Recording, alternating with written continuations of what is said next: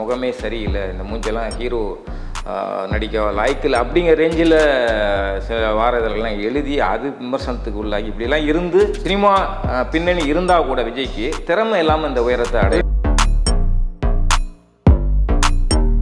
பாட்டு ஹிட்டு, படம் ஹிட்டு, விஜய் மிகப்பெரிய அளவில் பிஎன்சியில் ரீச் ஆகிறாரு ஃபஸ்ட் டைம். தான் ஒரு அண்ணன் தம்பி போல தான் இந்த ஸ்பாட். இன்னைக்கு ரசிகர்கள் பெருசாக ஒரு போட்டியாக தளபதி அப்படிங்கிற ரேஞ்சில் ஏதோ இந்தியா பாகிஸ்தான் ரேஞ்சில் இந்த சமூக ஊடகங்களில் சண்டை போட்டுக்கிறாங்க. சரணோட அமர்க்களம் இது அஜித்தை வேற விதமான ஒரு ஆக்ஷன் ஹீரோவாக மோல்டு பண்ணுது. எம்ஜிஆர், சிவாஜி, ரஜினி, கமல் அப்படிங்கிற ஒரு இருந்ததோ, இப்போ இந்த ரெண்டு பேரும் அந்த ஆக்ஷன் ஹீரோ வந்த பிறகு அஜித், விஜய் அப்படின்னு மாறினுச்சு. அரசியல் எண்ணங்களை அஜித் வெளிப்படுத்தினது கிடையாது. ஆனால் தன் மனசுக்குள்ள பட்டதை சட்டனை உடனே மறைக்காம யாரானாலும் அது அஜித் மன்றங்களை கலைச்சும் ரசிகனோட மனசுலேருந்து அஜித் என்னைக்குமே அவரை கைவிடலை. ஆமாம், அஜித்துக்கும் ஒரு காலகட்டத்தில் ஒரு முக்கியமான கட்சி அதிமுகன்னு வச்சுங்களேன், அதிமுக முக்கிய பொறுப்புக்கு அவரை அழைக்கிற மாதிரியான ஒரு சூழல் வந்தது. இந்த வீடியோவை உங்களுக்கு வழங்குபவர்கள் பேசஸ் pay, secure digital payments with multiple features and great success rate. வணக்கம். இன்றைய சந்திப்பில் நம்முடன் இணைந்திருப்பவர் பத்திரிகையாளர் தஞ்சை அமலன் அவர்கள். வணக்கம். வணக்கம். விஜயோடைய 50வது பிறந்தநாள், அப்புறம் கோட் படத்தோட கிளிம்ஸ் வெளியிட்டிருக்காங்க. இந்த நேரத்தில் விஜய், அஜித் இவங்களோட ரெண்டு பேரும் எப்படி தமிழ் சினிமாவில் ஒரு முன்னணி ஹீரோவாக வளர்ந்து வந்தாங்க, அவங்களோட ஆரம்ப காலம் எப்படி இருந்தது, அதை பற்றியான விவரங்களை நீங்கள் விரிவாக சொல்லணும். அதுக்கு தான் உங்களை அழைச்சிருக்கோம். அவங்களோட கேரியர் பற்றி கொஞ்சம் சொல்லுங்கள். கண்டிப்பாக. இது என்னென்னா, ரெண்டு பேருமே வேறு வேறு திசையிலிருந்து வந்தவங்க. ஒருத்தர் சினிமா பின்னணியிலேருந்து விஜய். அஜித் சினிமாவுக்கும் அவருடைய குடும்பத்துக்கும் எந்தவித சம்மந்தமும் கிடையாது. அஜித் ஒரு எக்ஸ்போர்ட் கம்பெனியில் ஒர்க் பண்ணார், ஒரு எக்ஸ்போர்ட் பிஸ்னஸ் பண்ணார். திருப்பூர் போன்ற இடங்களில் ஈரோடு இந்த மாதிரி இடங்கள் பிஸ்னஸ் பண்ணியிருக்கார் ஆரம்ப காலகட்டத்தில். அப்புறம் தான் பைக் ரேசர் இதெல்லாம் அவர் பிஸ்னஸ் மேனாக ஆகணுங்கிறது தான் அவருடைய ஆசையாக இருந்தது. அதுக்கப்புறம் நடிகராக மாறாரு, தெலுங்கு படத்தில் நடித்தார். அதன் பிறகுமா இங்கே அமராவதிங்கிற ஃபஸ்ட்டு ஃபிலிமாக அமைஞ்சுது அஜித்துக்கு, செல்வா டைரக்ஷன். அந்த படமும் சரி. அதே மாதிரி விஜய் கரியரில் மாணவ பருவத்திலேருந்து அப்படியே நடிக்க ஆரம்பித்து, சின்ன சின்ன ரோல் நடிக்க ஆரம்பித்து அவருடைய ஆசையை நடிகனாகணும் அப்படிங்கிறது தான் லட்சியமாகவே இருந்தது. கல்லூரி படிக்கும்போதும் பள்ளி படிக்கும்போதும் நான் நடிகனாகணும், நடிக்கணும், சினிமா ஆசை இருக்குன்னு அவங்க அப்பாட்ட சொல்லி, அவங்க அப்பா விருப்பம் இல்லாமல் எஸ்.ஏ. சந்திரசேகர், அப்புறம் அவர் இயக்கிற படங்கள் ஹீரோட்டெல்லாம் விஜயகாந்த் உட்பட இந்த மாதிரி அவனுக்கு ஆசை இருக்குங்கிறான் அப்படின்னு சொல்லி ஃப்யூச்சர் பற்றி ரொம்ப கவலைப்பட ஆரம்பிச்சிட்டார் எஸ்.ஏ. சந்திரசேகர். ஆனால் இவர் விடாப்பிடியாக இருந்தார் விஜய். அப்புறமா அவரை நாளைய திருப்பு மூலியமாக அறிமுகப்படுத்துகிறாரு. நிறைய விமர்சனங்களை சந்தித்தார், நிறைய பேசியாச்சு இதை பற்றி. அவர் முகமே சரியில்லை, இந்த மூஞ்செல்லாம் ஹீரோ நடிக்க லாய்க்கில் அப்படிங்கிற ரேஞ்சில் சில வாரதெல்லாம் எழுதி அது விமர்சனத்துக்கு உள்ளாகி இப்படிலாம் இருந்து பல போராட்டங்களை சந்தித்து வந்தார். சினிமா பின்னணி இருந்தால் கூட விஜய்க்கு திறமை இல்லாமல் இந்த உயரத்தை அடைய. ஒரு பெரிய போராட்டம், பெரிய முயற்சி, பெரிய தோல்விகள், அதுக்கு பிறகு தான் அவர் வந்தார். ஆமாம். அதே மாதிரி அஜித் பார்த்திங்கன்னா ஒரு பைக் ரேசராக இருந்துட்டு அதையும் பண்ணிக்கிட்டு நடித்தார். ரெண்டு பேருக்குமே அஜித்துக்கும் சரி விஜய்க்கும் சரி காதல் படங்கள் தான் அமைஞ்சது. எடுத்தோடனே தாம் தும்னு முஸ்டிம் அடக்கிற சீனும் ஆக்ஷன் ஹீரோவெல்லாம் இல்லை. பெரும்பாலும் எல்லா ஹீரோவுக்கும் அந்த மாதிரி தான் அமையும். இவங்களுக்கு நீண்ட நாள் பார்த்திங்கன்னா ஒரு காதல் கதைகளாகவே அப்படி தான் தேர்ந்தெடுத்து நடிச்சிட்டு இருந்தாங்க. ஆரம்பத்தில் விஜய்க்கு கொஞ்சம் கிளாமரான, அஜித்தை விட ரொம்ப ஒரு கிளாமரான கதைகளில் நடிச்சிட்டு இருந்தார். கொஞ்சம் டபுள் மீனிங்கில் பேசுகிறது மாதிரி. ஆமாம் ஆமாம். காட்சி அமைப்புகள், பாடல் இதெல்லாம் பார்த்திங்கன்னா அப்படி தான் இருந்தது. அப்புறம் ஆரம்பத்திலே விஜயெல்லாம் பாடினார், தொட்டப்பட்ட ரொட்டு மேலே முட்டை பரட்டா அப்படிங்கிற மாதிரி. அது அவங்க அம்மாவோடய சேர்ந்து பாடியிருப்பார். இப்படி அவருடைய இது ஆரம்பித்து ஒரு பக்கத்து பார்த்திங்கன்னா ஒரு கட்டத்தில் அவர் மிகப்பெரிய பிரேக் அமைஞ்சு விக்ரமனுடைய படம் தான் பூவே உனக்காக. அதான் ஒரு திருப்புமுனைன்னு சொல்லலாம். கண்டிப்பாக விஜயோட கரியரில் வந்து மிக முக்கியமான படம், ஒரு திருப்புமுனை, மிகப்பெரிய வசூலை ஏற்படுத்தி கொடுத்ததுங்கிறது பூவே உனக்காக. பாட்டு ஹிட்டு, படம் ஹிட்டு, விஜய் மிகப்பெரிய அளவில் பிஎன்சியில் ரீச் ஆகிறாரு ஃபர்ஸ்ட் டைம். அதான் அதன் பிறகு வந்து காதலுக்கு மரியாதை, அதுக்கு மேலே மிகப்பெரிய ஒரு ரீச். ஆமாம், செம்ம ரீச் அது. பாட்டு, அதுவும் பாடல், அந்த காட்சி அமைப்புகள், கிளைமேக்ஸ், இதெல்லாம் வந்து உருக வச்சுது. பல இளைஞர்கள், பல இளம்பெண்கள்லாம் விஜய்க்கு மிகப்பெரிய ஃபேனாக மாறுறாங்க அந்த இடத்துல தான். இப்படி காதல் படங்களாக நடிச்சிட்டு இருக்கார் விஜய். அதே சமயம் அஜித்தும் காதல் படங்களாக நடிச்சு, இதுக்கிடையில் ரெண்டு பேரும் ஒரே படத்தில் நடித்தாங்க. ஒரு படத்தில் ரெண்டு பேரும் சேர்ந்து நடித்தாங்க. எப்படி விஜயும் சூர்யா சேர்ந்து நடித்தாங்களோ அதே மாதிரி அஜித்தும் விஜயும் சேர்ந்து நடித்தாங்க. அந்த ஷூட்டிங் ஸ்பாட்லலாம் வந்து ரெண்டு பேருக்குமே மதிய சாப்பாடு வந்து சோபா சந்திரசேகர் எடுத்துகிட்டு போவாங்க. ஒரு அண்ணன் தம்பி போல தான் அந்த ஸ்பாட். இன்றைக்கி வந்து ரசிகர்கள் பெருசாக ஒரு போட்டியாக தளபதி அப்படிங்கிற ரேஞ்சில் ஏதோ இந்தியா பாகிஸ்தான் ரேஞ்சில் அந்த சமூக ஊடகங்களில் சண்டை போட்டுக்கிறாங்க. அது வந்து நாகரிகமற்றது. ஆனால் இவங்களுக்குள்ளே பார்த்தீங்கன்னா ஒரு ஈகோவோ அல்லது பெரிய போட்டியோ இல்லை. போட்டி இருக்கும், நம்ம படம் ஜெயிக்கணும் அப்படிங்கிறது எல்லா ஹீரோவுக்கும் இருக்கும், அது இல்லாமலாம் சொல்ல முடியாது. ஆனால் அது ஈகோவாவோ பெரிய பொறாமையாவோ ரெண்டு பேருக்குமே இல்லை.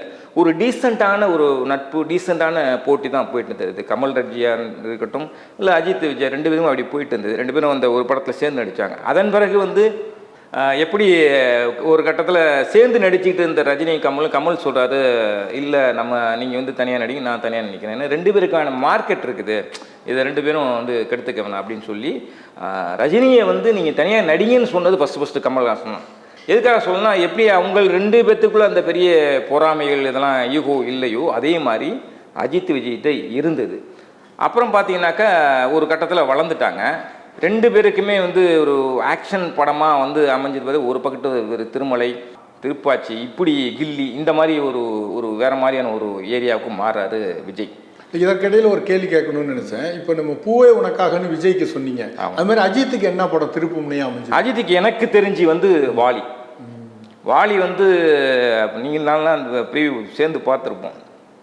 மிக ஆச்சரியமான ஏன்னா அஜித்து ஒரே மாதிரி நடிப்பார், ஒரே மாதிரி காதல் காட்சி, காதல் மன்னன், இந்த மாதிரி ரகமாக போயிட்டு இருந்தது வாலி. அதற்கு பேர் பார்த்திங்கன்னா அமர்கலம், சரணோட அமர்கலம். இது அஜித்தை வந்து வேறு விதமான ஒரு ஆக்ஷன் ஹீரோவாக மோல்டு பண்ணுது.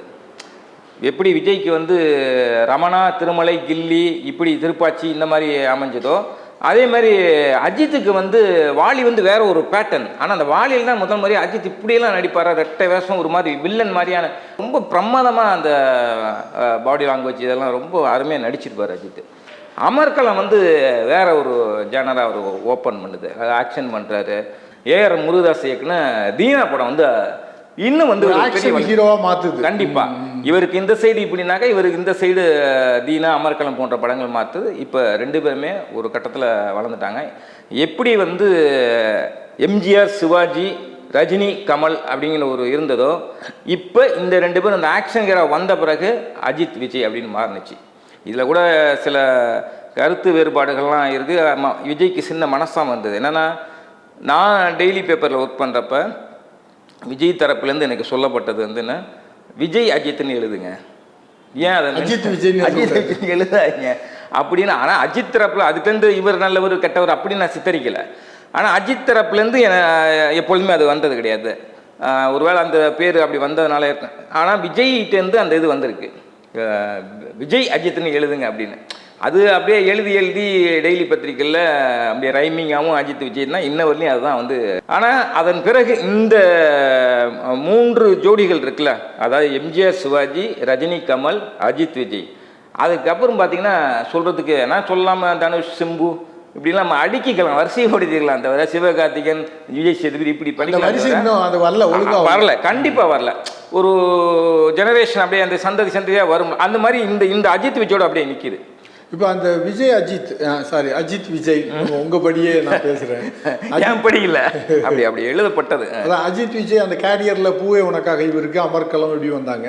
இப்போ வந்து வருஷத்துக்கு ஒரு படம் 2 படங்கிற ஒரு இதுக்கு கொண்டு வந்துட்டாங்களே இவங்க. அது எந்த காலகட்டத்தில் இவங்க அந்த முடிவு எடுக்கிறாங்க? இல்லை, எப்பொழுதுமே வந்து எல்லா ஹீரோக்களுக்குமே ஒரு ஒரு ஆக்ஷன் படம் வந்து வெற்றி பெற்ற பிறகு அல்லது ஒரு காதல் படமே பெரிய ஒரு வசூலை கொடுத்த பிறகு வந்து ஒரு நல்ல கதை ஒன்று, பெரிய பேனர், பெரிய இயக்குனர் அப்படின்னு ஒரு செலக்டிவான பெரிய டெக்னீஷியன், பெரிய ஹீரோயின், இப்படி ஒரு செலக்டிவான இது எல்லாமே வந்து ஒரு கட்டத்தில் வந்து ஹீரோ வந்து முடிவெடுக்கிற மாதிரியான காலகட்டம் அல்லது இவர் என்ன ஃபைனல் பண்ணுறாரோ அதுதான் அந்த படத்தில் வந்து இடம்பெறும் அப்படிங்கிற மாதிரியான ஒரு நிலைக்கு வந்து வருவாங்க.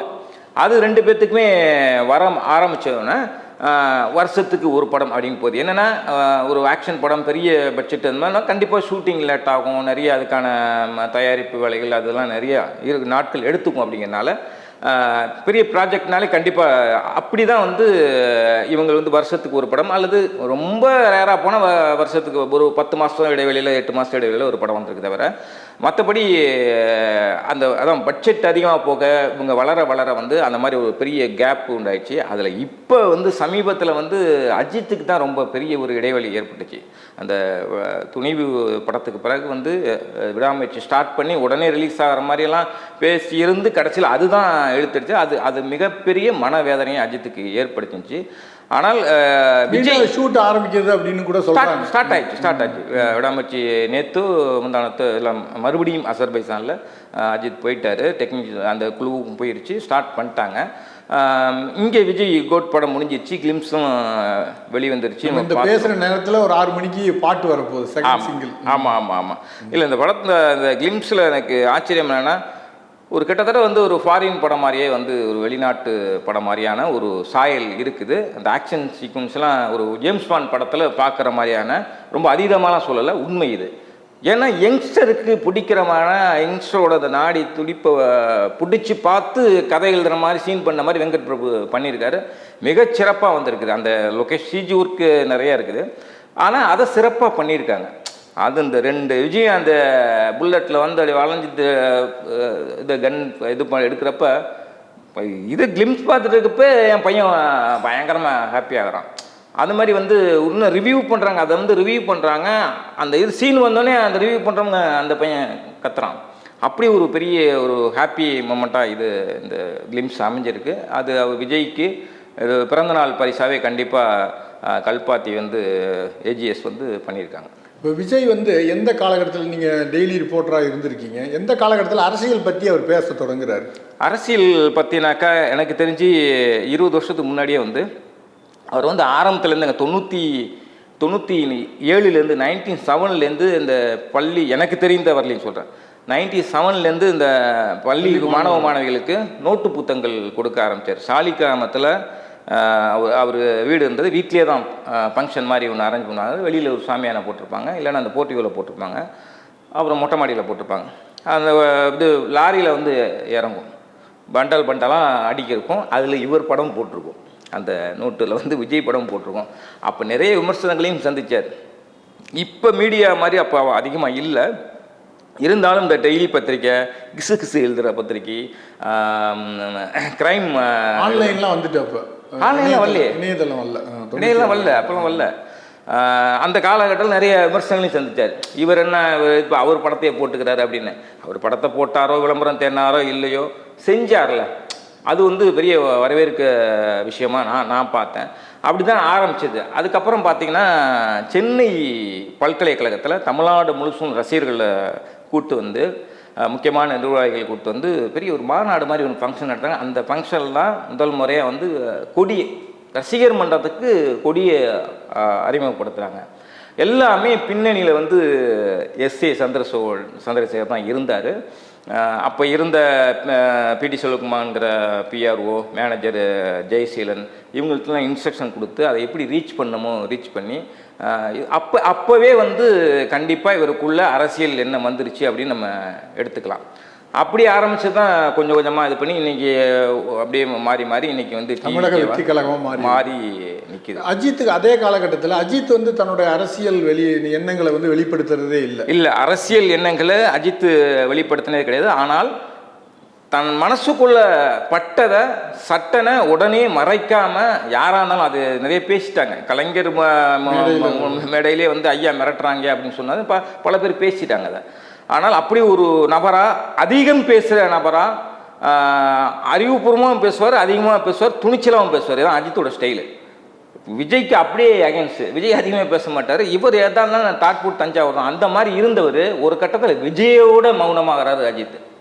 ரெண்டு பேருக்கு முன்னாடி பேசுனதுக்கு பிறகு அவர் மௌனமா வர்றாரு. ஆமா, அல்ல அது அதன் பிறகும் பேட்டி கொடுத்துட்டு இருந்தாரு, பேசிக்கிட்டு இருந்தாரு. ஒரு கட்டத்தில் இந்த பத்திரிகைகள், ஊடக வளர்ச்சி இதெல்லாம் அவருக்கு ஒரு அதிருப்தியை கொடுக்குது. நடக்காததை, சொல்லாததை எழுதுறது, பேசுறது, இப்படி இருக்கவும் அது ஒரு அதிருப்தியை கொடுக்குது. ஒரு ஒரு கட்டத்தில் மீட் கொடுக்கறதே அவர் தவிர்த்து அதுக்கு சில காரணங்களுக்கு அது நம்ம போவோம்னு வச்சுங்களேன். ஆனால் ஒரு கட்டத்தில் அதான் ஒரு மௌனமாகறார், மௌனச்சாமியார் ஆறு. படத்தில் நடிக்கிறதும் சரி, ட்ராவல், சமையல், குடும்பம், அப்படி ஃபங்க்ஷனில் கூட கலந்துக்கிறது இல்லை. இப்போ சினிமா அவர் படம் ஆமாம், எந்த ப்ரொமோஷன். எனக்கு என்ன ஆச்சரியம்னா அஜித்திட்ட, விஜய் பிறந்தனால நான் அஜித் பற்றி பேசுகிறோம், ரெண்டு பேரையும் பற்றி பேசுகிறோம். ஆமாம், என்ன ஆச்சரியம்னா 2010 தன்னோட மன்றங்களை கலைச்சிட்டு வேண்டாம் இனிமேல் அவங்க அதான் போய் புள்ள குட்டிங்க படிக்கிறீங்க ரேஞ்சில் ஒரு சிம்பிளாக ஒரு அறிக்கையை ஒரு ரெடி பண்ணி அதை விட்டு இன்னுமே எனக்கு மன்றங்கள் வேண்டான்னு கலைச்சிட்டு அதன் பிறகும் மங்காத்தா படம் வரும்னு நினைக்கிறேன். மங்காத்தா படத்தை கொண்டாடினாங்க. என்னடா ஒரு திடீர்னு எப்படின்னா ரிலீஸ் டைம் மங்காத்தா ரிலீஸ் ஆக போது என்ன ஆகுமோ ஏதாகுமோன்னு எல்லாம் என்ன பணம் போட்டவங்களுக்கு தயாரித்தவங்களுக்கு ஒரு இது இருக்கும்ல, வெக்ஸ் ஆயிடுவாங்களே, அப்படிலாம் இருந்தது. ஆனால் படம் சூப்பர் டூப்பர் ஹிட்டு. ஆக அஜித் மன்றங்களை கலைச்சும் ரசிகனோட மனசுலேருந்து அஜித் என்னைக்குமே அவரை கைவிடலை. ஆமாம், அப்படி ஒரு நிலைப்பாட்டில் அஜித் இருக்க இன்னைய வரலையும் இருக்கிறாரு. ஒரு கட்டத்தில் அந்த மௌனம் கூட அது மிகப்பெரிய பக்குவமாக மாறுது. அது ஒரு சைடு பார்த்தா எனக்கு சரின்னு தோணுது. தேவையற்ற இது. இப்போ அரசியல் பற்றி சொன்னீங்களா, இப்போ இவர் 20 வருஷத்துக்கு முன்னாடி ஒரு எண்ணம் விழுந்தது அப்படின்னு. அஜித்துக்கும் அந்த வாய்ப்பு வந்தது. இது நிறைய பேருக்கு தெரியாது, அதான் உண்மை. அஜித்துக்கு அரசியலுக்கு வரணும்னு ஆசை இல்லை, ஆனால் அந்த வாய்ப்பு அவரை தேடி வந்தது. ஆனால் அவர் பயன்படுத்திக்கல. ஆமாம், எப்படி ரஜினிக்கு மூப்பனார் மூலமாக காங்கிரஸோட தலைமை பீடத்தை ஏற்றுக்கிறத அதான் தங்கத்தட்டில் வச்சு கொடுக்குற மாதிரி வந்த வாய்ப்பை அவர் ஆரம்பத்தில் எப்படி நிராகரிச்சோர வேண்டான்னு தவிர்த்தாரோ, அதேமாரி அஜித்துக்கும் ஒரு காலகட்டத்தில் ஒரு முக்கியமான கட்சி அதிமுகன்னு வச்சுங்களேன், அதிமுகவில் முக்கிய பொறுப்புக்கு அவரை அழைக்கிற மாதிரியான ஒரு சூழல் வந்தது. எனக்கு ஒரு முக்கியமான நம்பர் பகிர்ந்துக்கிட்டார். இது நம்பகத்தனமான தகவல். ஆனால் அவர் அப்போ அதை தவிர்த்தார். ஒருவேளை வந்திருந்தால் வேறு மாதிரியாக இருந்துக்கலாம். ஆனால் அதன் பிறகு தான் விஜயகாந்த் வராரு. உங்களுடைய அந்த பத்திரிகை அனுபவத்தில் விஜய் அஜித் இந்த ரெண்டு பேரோட கேரியர், அவங்களுடைய உயரம், அவங்க எந்த இடத்துலேருந்து இந்த அளவுக்கு ஒரு முன்னணி ஹீரோவாக மாறி இருக்காங்க, அதை எப்படி நீங்கள் பார்க்குறீங்க ரெண்டு பேரையும்? இல்லை, அதான் கிடையாது. ரெண்டு பேர்ட்டுமே கடுமையான உழைப்பு. அதாவது இவர் அஜித் ஆசைப்பட்டாலோ விஜய் ஆசைப்பட்டாலோ வந்துட முடியாது, ஹீரோவாயிட முடியாது. அவங்களுக்குள்ள ஒரு சுயம்பு இருக்கணும், திறமை இருக்கணும், உழைப்பு இருக்கணும், கடின உழைப்பு இருக்கும். அதன் பிறகு நீங்கள் பார்த்தீங்கன்னாக்கா இப்போ உள்ள ஹீரோக்கள் யாருன்னு பேர் சொல்ல விரும்பலை. ஏன்னா இங்கே கான்ட்ரவர்ஷியெல்லாம் இருக்காது சேனல், அதனால சொல்கிறேன். இப்போ ஷூட்டிங் போகிறதுலையோ அதை தாமதப்படுத்துறதுலையோ இல்லை போனால் ஒரு 2 மணி நேரம் நடிச்சுட்டு அப்புறமா திரும்புறதுலையோ இல்லை போனால் போதையோடு போகிற ஷூட்டிங் போகிறதுலையோ இப்படி இருக்கல ஒரு நாகரிகமற்ற தன்மை இருக்கல சில கதாநாயகர்கள்ட்ட. அது அஜித் விஜய்கிட்ட இருந்ததே கிடையாது. ஷூட்டிங்காக கரெக்டாக இருப்பாங்க, சொன்ன டேட்டை கொடுப்பாங்க, அதில் ஏதாவது மாற்றம் மாதிரி தான் மாற்றி கொடுப்பாங்க. இடையில சின்ன சின்ன சிக்கல்களையும் அவங்களும் சந்திச்சிருப்பாங்க தேதி வாரி அவங்க வளர்ந்ததுக்கு பிறகு. ஆனால் இந்த இதுவுமே ரெண்டு பேர்த்துட்டுமே இல்லை. மிஞ்சி போனால் அஜித் பிரியாணி கிண்டி கொடுப்பாரு, ரொம்ப ஜாலியாக இருப்பார் ஷூட்டிங் ஸ்பாட்டில். அப்போ இப்பயும் ஜாலியாக இருப்பார். பட் அந்த பழைய அஜித் இல்லை. அதே மாதிரி விஜய் பேச மாட்டார், அதிகமாக பேச மாட்டார். ஒரு கிண்டலாக என் நண்பர் கூட சொல்லுவார், அவருக்கு பிறந்த நாள் இல்லை அவருக்கு இப்போ குழந்தை பிறந்திருக்கு, ஷூட்டிங் ஸ்பாட்டில் விஜய்கிட்ட சொல்கிறாரு, எனக்கு குழந்தை பிறந்திருக்கு, மகன் பிறந்திருக்கான் அப்படின்னோன்னு, அப்படியா அப்படின்னு சொல்லிட்டு இப்போ இருந்துட்டாங்க. இன்னும் குழந்தை பிறந்திருக்குன்னு சொன்ன ரியாக்ஷன் எவ்வளோ தான் வருது, ஒரு இது சொல்லலையே அப்படின்னு அவருடைய சுபாவம் அவ்வளோவா இருந்தது. ஆனால் இன்னொரு தகவல் என்னென்னா, விஜய் எதோ பேச மாட்டார் அதிகமாக, அவருக்கு பிடிச்சிருந்தால் பேசுவார், எப்போ பேசணுமோ அப்போ பேசுவார். அது இன்னும் சம்பவம் சொல்ல போனால் துப்பாக்கி டைமில் என்கிட்ட பேசினார். ஒரு வாரத்தில் பேட்டிக்கு போயிருந்தேன், நிறைய நேரம் பேசினார். மற்ற ஆட்களும் வெளியில் இருந்தாங்க. நிறைய நேரம் என்கிட்ட பேசினார். நான் 2 வாரம் அதை எழுதினேன். அப்போ கூட என்ன ஒரு நேரம் பேசியிருக்க மாட்டார் விஜய், 2 வாரம் அப்படிங்கிற மாதிரிலாம் போணுச்சு. எதுக்கு சொல்கிறேன்னா, அவருக்கு பிடிச்சிருந்தால் நிறைய பேசுவார், ஜாலியாகவும் இருக்கக்கூடிய ஆள், காமெடி பண்ணக்கூடிய ஆள், எப்படி படத்தில் இது பண்ணுறதோ அது மாதிரி ஒரு ஆள் தான். ஸோ இவங்க அந்த டிசிப்ளின் இருக்குல்ல, இப்போ நீங்கள் கேட்ட கேள்விக்கு வேறு, அந்த டிசிப்ளின், கொடுத்த தேதியை கரெக்டாக யூட்டிலைஸ் பண்ணுறது, கரெக்டாக உழைக்கிறது, நேரத்துக்கு போகிறது, கதைகளை சரியாக இது பண்ணுறது. கதைகள்னு பார்த்தீங்கன்னா அதில் சில கருத்து வேறுபாடு இருக்குது. ஆனால் அதில் என்ன நியாயம் பண்ண முடியுமோ அதை மிகச்சிறப்பாக தேர்ந்தெடுத்து அதெல்லாம் அந்த உழைப்பு தான், கடின உழைப்பு தான் அவங்களுடைய முன்னேற்றத்தை. எதுவுமே இல்லாமல், திறமையும் இல்லாமல், உழைப்பும் இல்லாமல், இந்த டிசிப்ளினும் இல்லாமல் இந்த உயரத்துக்கு வர முடியாது. அதுதான் காரணம். நன்றி, வணக்கம். இந்த வீடியோ உங்களுக்கு பிடிச்சிருந்தா லைக் பண்ணுங்க, ஷேர் பண்ணுங்க, கமெண்ட் பண்ணுங்க. மறக்காம OH சினிமா சேனலுக்கு சப்ஸ்கிரைப் பண்ணுங்க.